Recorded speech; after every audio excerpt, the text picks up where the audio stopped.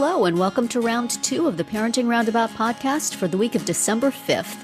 I'm Terry Morrow, and I'm here with Catherine Haleko. Hello. I am also here with loud cars going through rainy puddles in New Jersey, and Catherine is with somebody playing guitar, piano. What is it? I don't even know. I think piano. There is an instrumental background. Right now. Possibly I will have scrubbed this all out of the recording and you won't hear it. But if you do, just remember that we are genuine people, real people recording in our homes where things happen and weather. So enjoy. For this week, we watched another new movie. We are on a roll and continued with our brothers and sisters series watch. The movie that we watched is called The People We Hate at the Wedding. This was a movie that I got advertised to me sort of relentlessly on social media. And so we were needing something to watch and we thought, well, I give up. I like all the people in this. Surely it will be okay. It was, I thought about it a lot because there were things about it I liked. And yet, as a whole, it really didn't seem to work. And I figured out it's based on a book. Mm-hmm. I think they just took all the dialogue scenes from the book and put them together without the exposition and without any internal monologues that some of the characters might have had. Mm-hmm. So you only find out about things if the characters mention them to each other. Right. And then you're like, huh? That was it? Okay. Wish I'd known that before. Right. Might have been interesting to add some depth. It just seemed like just so many scenes just thrown. And I think that's what it is. I think they just took out the glue and threw the pages willy-nilly. Right. Is that what it seemed like to you? Yeah, I agree. You know, there was so much like sort of, it was partly that sort of like miscommunication where if you don't have it, you have no story, right? Right. I mean, like if this one would have told that one why they were upset, then there would be nothing going on. But then there was also that whole thing of like, we audience don't know anything. Yes. If they had told us. Right. That would have been helpful. Right. Which I think in a book you would have. Mm-hmm. They would be thinking about it. Right. Yeah, agreed. And there also were some real cringe moments. Mm-hmm. And you and I famously not fans of that. Yeah, no. And the characterization, I mean, I read some reviews of this, and most of the people said it's not good, but Kristen Bell does her dangdest to try to make it good. Mm-hmm. And it certainly did emotionally rest on her shoulders pretty much exclusively. And she has that ability to go from, you know, mean girl to wounded girl and back again. And you love her no matter what. Mm-hmm. So, you know, she did good, but I didn't quite 100% get what the drama was with everybody. Mm-hmm. And it seemed like she and her sister had grown apart before the point where she had a miscarriage and her sister didn't show up, and that was a terrible thing. Right. That would only be a terrible thing if you were super close to your sister and you depended on her, and she would absolutely jump on a plane from London to come. Right. It's not such a big deal if you already kind of hated each other. So I kind of don't understand that whole thing. I would have liked a little more explanation. Also, there was another guy. She didn't have a miscarriage from her boss that she's having the affair with, right? There was another guy who I don't think we even got a name for. He was just, surely there would have been more about that in a book. Mm-hmm. We would understand why this was I mean, not that a miscarriage wouldn't be devastating under any circumstances, but the whole thing of it, that there was a breakup also. Right. And, you know, now I apparently abandoned her career as an architect to be an assistant to this guy. But it's like, you're telling me these things. Mm-hmm. I'm not getting very much detail. Right. And yet it's supposed to be the entire emotional crux of the movie. Okay. Mm-hmm. And I wonder with Allison Janney, it feels to me like that character works better if she's just like a real cliche Midwest mom, Mm-hmm. which, Allison Janney can do anything, but she's just too sleek and special, I think, for that role. Do you know what I mean? Yeah, yeah. And if she's the one who is like quietly covering for the dad's homophobia, I don't see her having that scene on the street where she's grabbing a stray stranger and explaining her son's relationship to his boyfriend. Mm-hmm. Those don't seem to go together. I think it could work better if it was a more homespun sort of character. You know what I mean? I can't quite, I'm trying to think of an actress, I think, who could have done it, but it's not Allison Janney, which is not to say that I don't just enjoy watching her work for 2 hours, whether she fits or not. Yeah. But it's just like so many like misses amidst people I really liked, and performances I liked just fine. And then we had the guy, what's his name? Dustin Milligan, who we recently saw in Rutherford Falls, playing a guy who apparently was sent to England by his company to do nothing. Right. Yes. He's like, I don't have any meetings all day tomorrow. Like, oh, they sent you there like 36 hours early. That's not how this works. He's like just completely available. If she wants him, he's there. If she doesn't want him, he's fine. Yeah. We'll go find something to do. Presumably for his employer who flew him out business class. That's convenient to your plot. Sure That's is. great. Oh, I enjoyed their repartee was delightful. Yes. But he did not, he was like, just had plot device stamped on his forehead. Yes. But cute plot device, enjoyable plot device.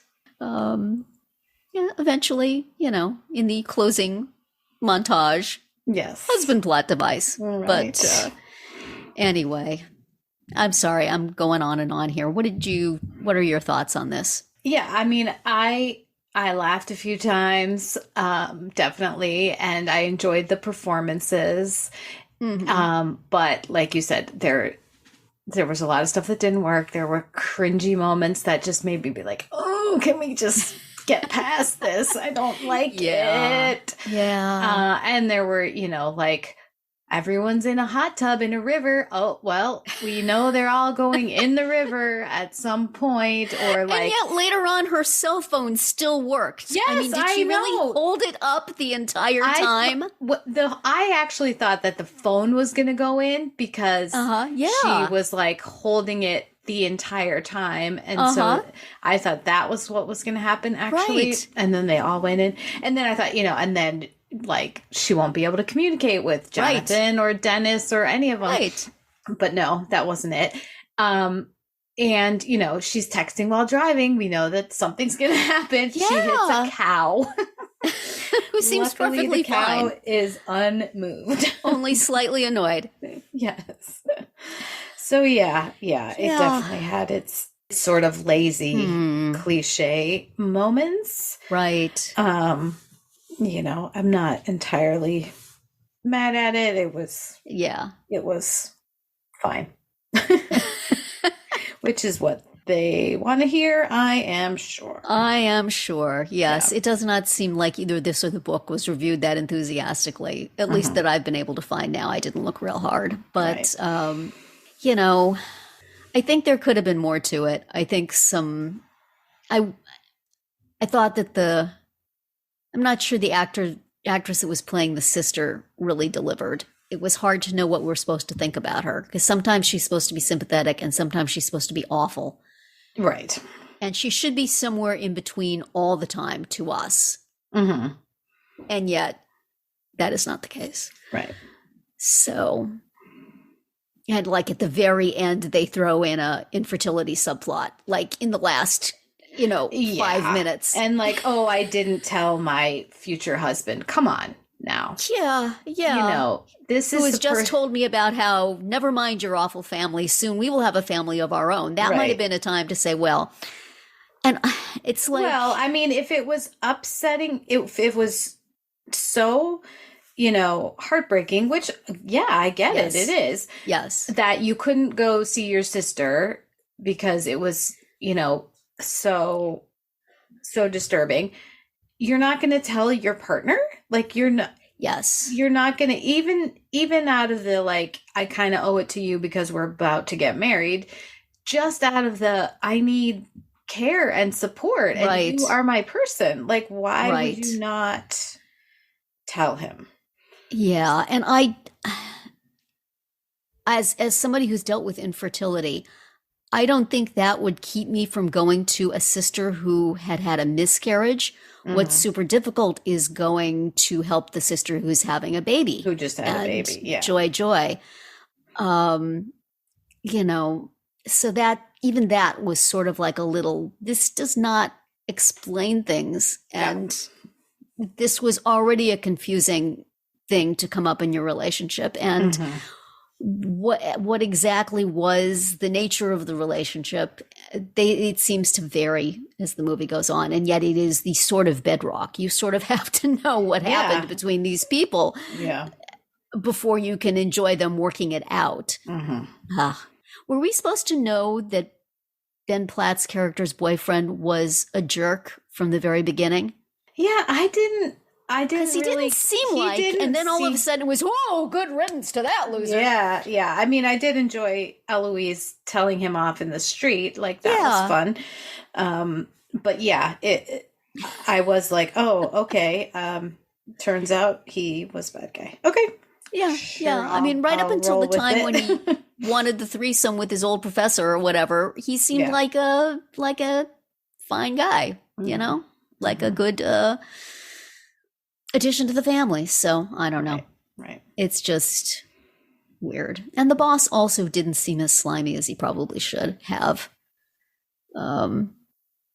He's slimy because we know he's married and had a baby, but in their interactions, he seemed kind of. Yeah.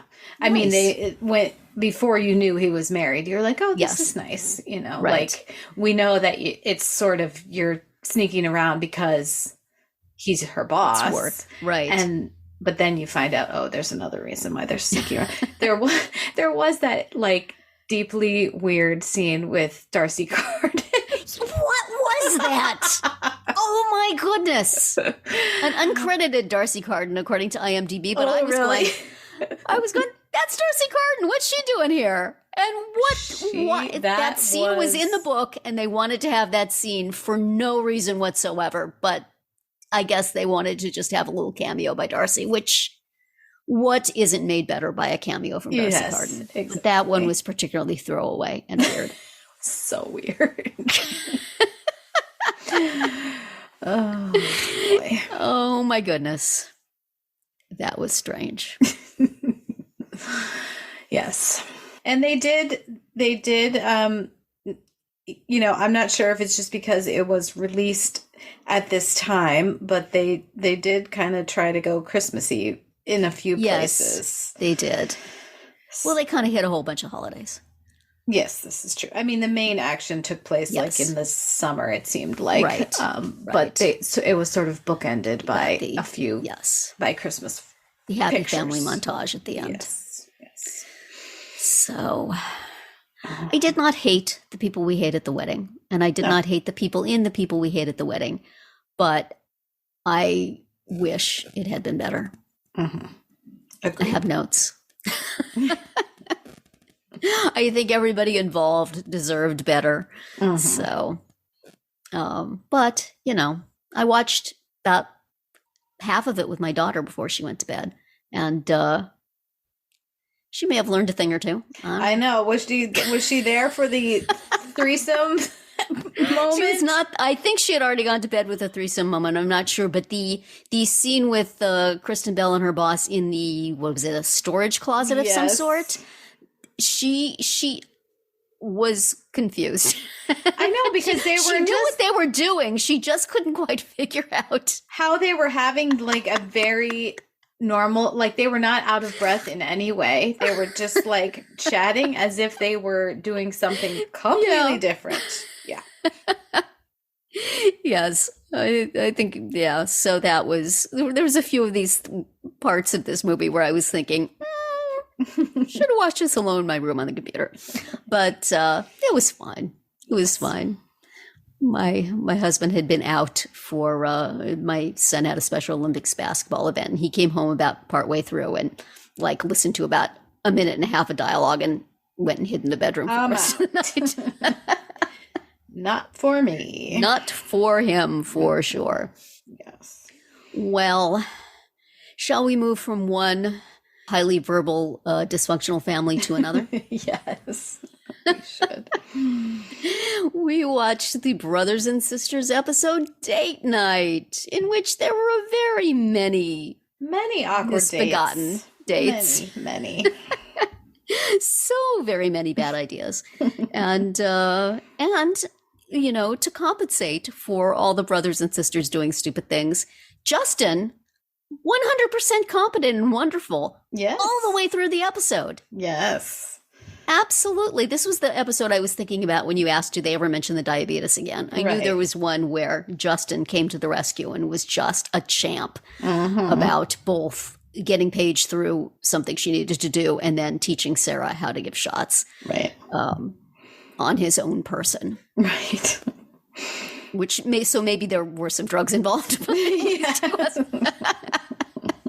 He wasn't acting that way. He was showing up in his bellman uniform to dinner and being a good dude. So yay, Justin. And so that also shows that he still has his job. Yes. Because that woman that hates that actor has a soft spot for him, apparently. That's right. Yes, she does. So let's see. We have Kitty. Well, first, we need to talk about Jonathan basically breaking into the house. Yes. And hiding in the kitchen and talking to Kitty on the phone, like suggesting she remove articles of clothing. Right. And it's like, a call is coming from inside the house. And then she finds him and freaks out, as well she should. Yeah, that was kidding. He's been just such a buttoned up guy. And we've been thinking, well, he doesn't want to be involved with these walkers because they're a bleeping mess. But that was a very Walker thing for him to do. You could see, any of the other walkers doing that sort of thing, hiding in somebody's house. Yes. So they're rubbing off on him, and it's probably much for the better for him that he is getting the heck out. Yes.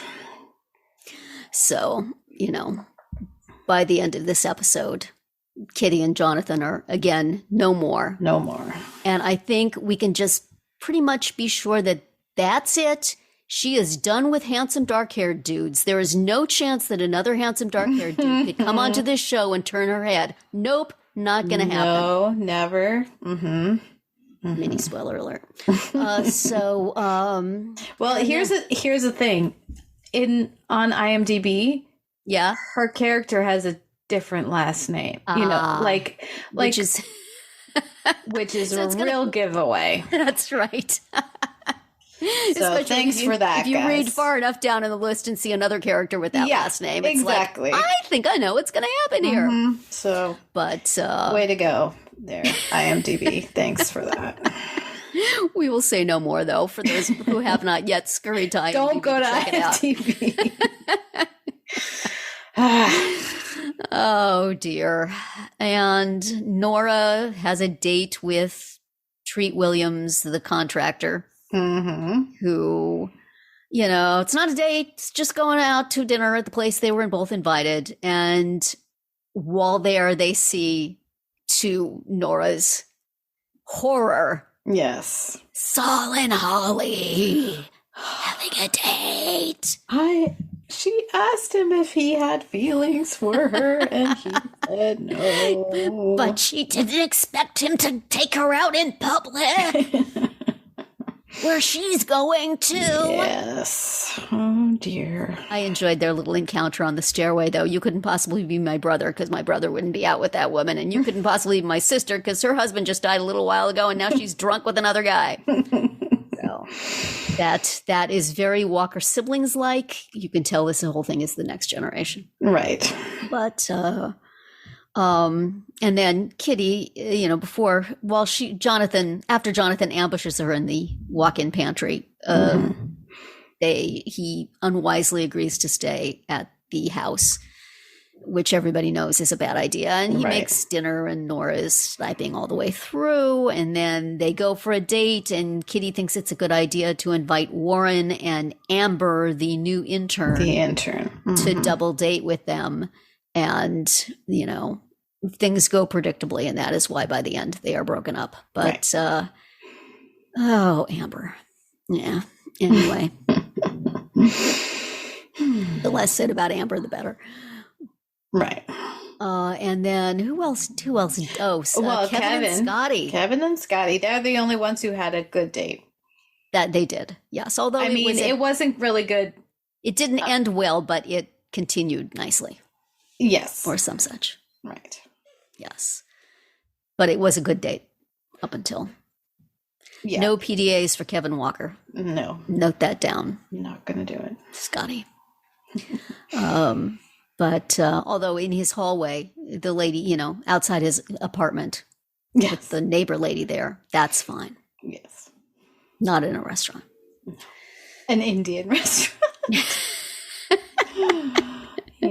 Yes, that was very nice. That was a cute date storyline and good acting from both of them, I think. And the Sarah and Joe plot was that they're having trouble giving Paige her diabetes treatments. Right. And also that Jonathan is helping them decide what they need to sell off to solve this terrible problem. To somehow pull $12 million out of their butts by Christmas or whatever it is. So they went from, isn't it convenient that the lawyer they brought in to advise them has the same deadline that they have set for themselves. So we've gone from, if you don't go to the government with this immediately, you're all going to go to jail, to take till the end of the year. Figure it out. You'll figure it out by the end of the year, which is what they had decided. And we had thought, that doesn't sound like a smart idea. So conveniently, now a lawyer has told them that's cool. And then Jonathan has advised them on his way out the door, I guess. Yeah. I hope he gave them good advice and not like, your sister broke my heart. Here's what I think you should do. Here's what you should do. Ha, ha, ha, ha. You'll all be in jail by next year. But I don't know. He's the money guy, so he would be the one to ask. What else happened here? No, I think we covered all the dates. Yep. In date night. The Santa Ana winds were an extra character here. Kitty's always unsettled by the Santa Ana winds. When she was a kid, she would go sleep in her parents' bed.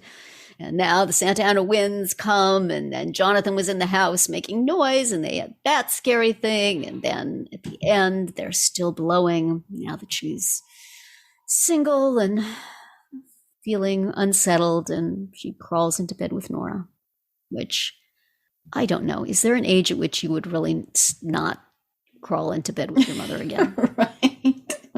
I think there may be. Yeah. And I think it is younger than what Kitty is. I think so too. I don't know, maybe. I moved too far from my mother for that to happen, and then she was gone, so I don't know. Might have happened, but it happens in TV shows for sure. Yes, for sure. So now it's time for her to go out and find somebody else her mother won't like. It's a rough world. But anyway, so next week we will watch Brothers and Sisters Season 1, Episode 6, For the Children. And because it is the 20th anniversary of Love Actually, as we are reminded by an anniversary special on Hulu, we're going to watch the movie and watch the special and think about this movie that I've seen a great many times because I used to, for a number of years, watch it every Christmas Eve. You've watched it at least once. For sure. Possibly more. Yes. And so, we're going to give it another watch and think of it in terms of this special and celebrate its birthday. It's almost old enough to drink. So. In the UK, it probably could drink. It probably could. That's right. And that is going to be it for our round 2 today. Please subscribe to our Parenting Roundabout podcast so you won't miss any of our episodes. We have something new for you every weekday. As always, you can find recaps, links, and an opportunity to comment on our website at parentingroundabout.com. Goodbye, Catherine. Bye, Terry. Goodbye, everybody.